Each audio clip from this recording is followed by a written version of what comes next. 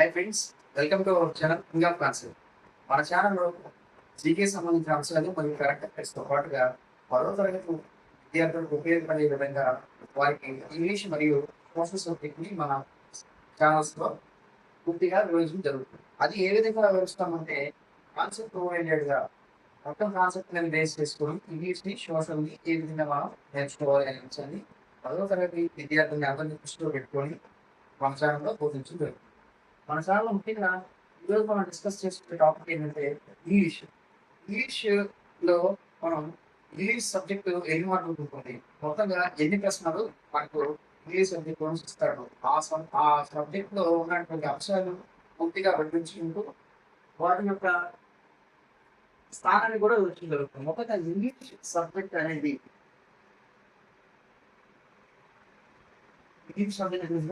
పూర్తి అంశాల యొక్క వివరణ మనం ఈ వీడియోలో చూస్తాం. మొత్తంగా ఇంగ్లీష్ 100 మార్కులు మనకు పేపర్ ఉంది. ఈ 100 మార్కులు ఉన్న ఈ పబ్లిక్ ఎగ్జామినేషన్ పేపర్లో 3 గంటల 15 నిమిషాలు సమయాన్ని మనకు కేటాయిస్తారు. ఈ 3 గంటల 15 నిమిషాల్లో మొదట 15 నిమిషాలు మనం ఇచ్చిన పేపర్ని పూర్తిగా చదవాల్సిన అవసరం ఉంటుంది. మరి ఈ ఇంగ్లీష్ సబ్జెక్ట్లో ఉన్నటువంటి 100 మార్కుల్ని ఎన్ని విధాలుగా డివైడ్ చేశారు అంటే 3 పార్ట్లుగా విభజించారు. పార్ట్ ఏగా, బిగా, సిగా, part A, part B, part C అనే 3 విధాలుగా ఈ 100 మార్కుల పేపర్ని విభజించారు. అందులో పార్ట్ ఏకి ఎన్ని మార్కులు ఉంటాయి, పార్ట్ బికి ఎన్ని మార్కులు ఉంటాయి, పార్ట్ సికి ఎన్ని మార్కులు ఉంటాయి అనే అంశాన్ని మనం చూడాలి. మొత్తంగా 100 మార్కులు ఈ ప్రశ్నపత్రంలో పార్ట్ ఏలో 30 మార్కులు ఉంటాయి, పార్ట్ బి 40 మార్కులకు ఇస్తాడు, పార్ట్ సి 30 మార్కులకు ఇస్తాడు. టోటల్గా 100 మార్కులు 30 మార్కులు పార్ట్ ఏలో, 40 మార్కులు పార్ట్ బిలో, 30 మార్కులు పార్ట్ సిలో ఉంటాయి. మరి ఈ పార్ట్ ఏలో ఏ అంశాలు ఇస్తాడు, పార్ట్ బిలో ఏ అంశాలు ఇస్తాడు, పార్ట్ సిలో ఏ అంశాలు ఇస్తాడు అనేది మనం చూడాలి. పార్ట్ ఏలో ఏ అంశాలు ఇస్తాడు, ఎన్ని ప్రశ్నలు ఇస్తాడు అనే అంశాన్ని మనం చూస్తే పార్ట్ ఏలో క్వశ్చన్ నెంబర్ 1 నుంచి 5 వరకు మరియు 6 నుంచి 10 వరకు, 11 నుంచి 15 వరకు, 16th క్వశ్చన్ సింగిల్గా ఇస్తాడు, 17th క్వశ్చన్ సింగిల్గా ఇస్తాడు. మొదటగా ఉన్నటువంటి 1 నుంచి 5 ప్రశ్నలు దేనిలో ఇస్తాడు అంటే ప్రోజ్ నుంచి రీడింగ్ కాంప్రహెన్షన్ ఇస్తాడు. 6 నుంచి 10 ప్రశ్నలు పోయట్రీ నుంచి ఇస్తాడు. మరియు 11 నుంచి 15 ఈ ప్రశ్నలను సప్లిమెంటరీ రీడర్ అని ఇస్తాం. మరియు 16వ ప్రశ్న ఏమిటి, 17వ ప్రశ్న ఏంటి అనేది చూడాలి. 16వ ప్రశ్న కాంప్రహెన్షన్.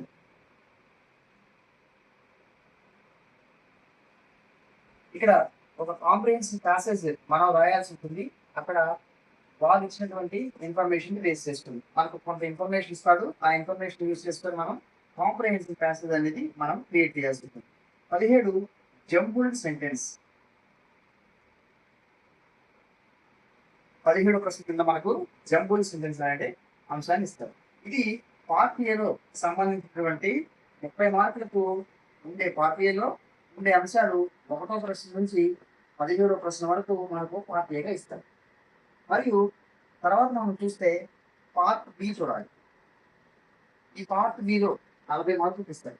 ఈ 40 మార్కులు ఇచ్చేటువంటి పార్ట్ బిలో 18వ ప్రశ్న నుంచి పార్ట్ బిగా తీసుకుంటారు. ఈ 18వ ప్రశ్న ఏం ఇస్తాడు అనేది మనం ముందుగా చూడాలి.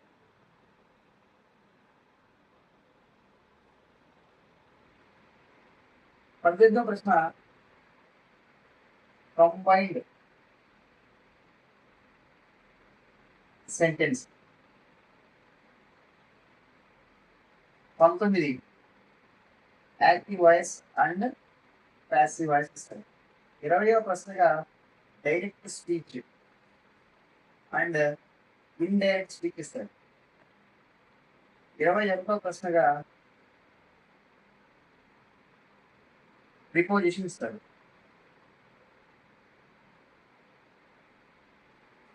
22వ ప్రశ్నగా 23వ ప్రశ్నగా ఏమిస్తాడు అనేది మనం చూడాల్సి ఉంటుంది. 22 first combined sentence, 19 active voice passive voice, 20 వచ్చి డైరెక్ట్ స్పీచ్ ఇండైరెక్ట్ స్పీచ్, 21 వచ్చి ప్రపోజిషన్, 22వ ప్రశ్నగా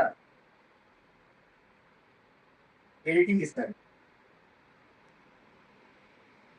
23వ ప్రశ్నగా ఆర్టికల్స్ ఇస్తారు.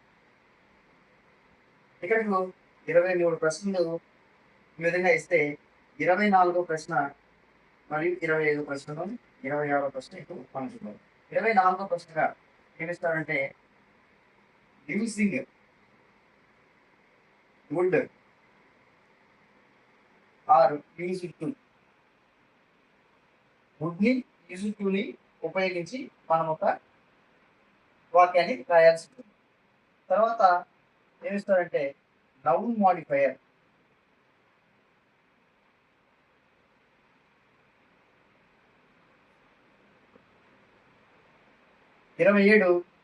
అడ్వైజ్, 26 అడ్వైజ్, 27 ఏమి ఇస్తారంటే సినోనైమ్స్,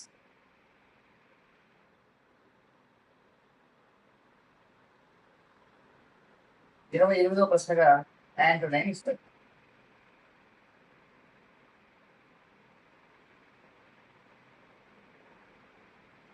29వ ప్రశ్నగా యూజింగ్ వెబ్ ఫార్మ్స్, 30వ ప్రశ్నగా సఫిక్స్, 31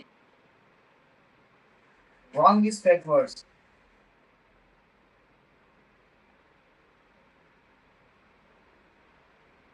32గా ఏమిస్తారంటే dictionary, 31 wrong straight word, 32 dictionary, 33 phrasal wears,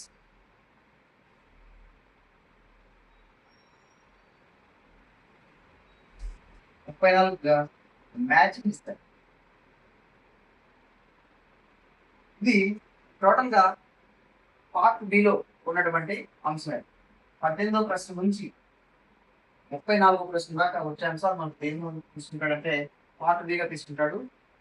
18 నుంచి 34 ఇచ్చినటువంటి ఈ ప్రశ్నలకు మొత్తంగా 40 మార్కులు మనకు కేటాయించడం. ఇంకా మిగిలిపోయిన అంశం ఏదైనా ఉందంటే అది పార్ట్ సి.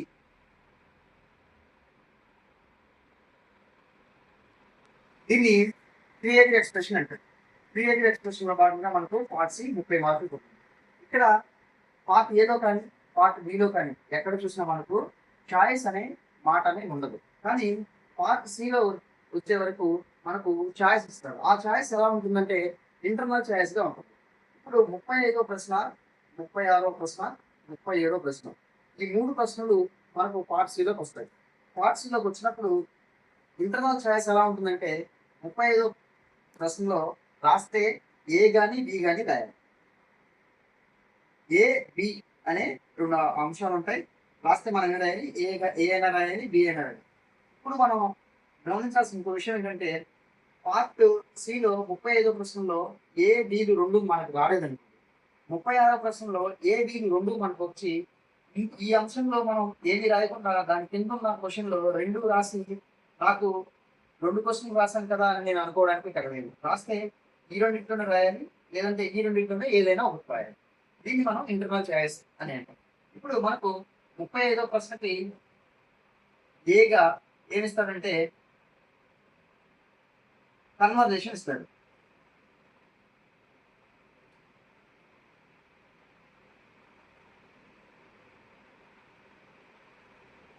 రాస్తే మనం కన్వర్జేషన్ అయినా రాయాలి, లేదు అనుకుంటే డైరీ ఎంట్రీ అయినా రాయాలి.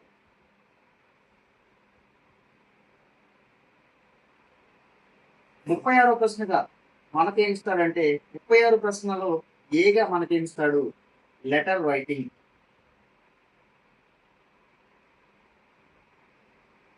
బిగా ఏమిస్తాడు అంటే స్పీచ్.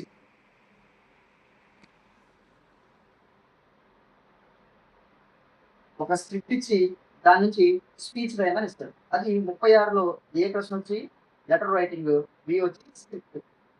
37వ ప్రశ్న ఏమిస్తాడంటే డబుల్ టైప్ క్వశ్చన్స్ రాయమంటాడు.